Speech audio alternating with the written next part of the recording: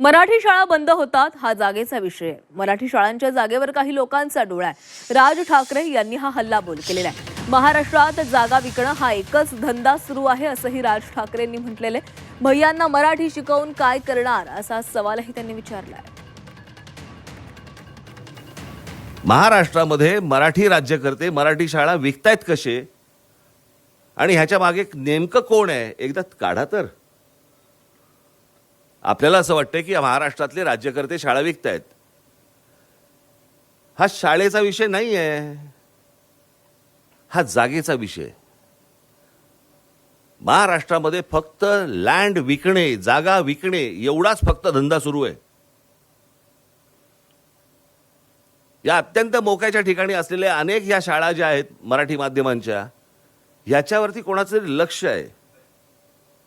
हे लक्ष असल्याशिवाय मंत्रालयामध्ये कुठची फाईल हलत नाही. की त्या सगळ्या भैयांना काहीतरी मराठी शिकवायचं विकवायचं.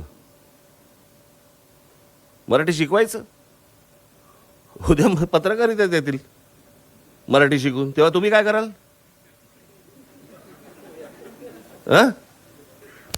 अनेक पत्रकार सांगतात नाही नाही, पण शेवटी कसं आहे, ते आलेत आता म्हटल्यानंतर मराठी शिकवलं पाहिजे आणि उत्तम शिकले.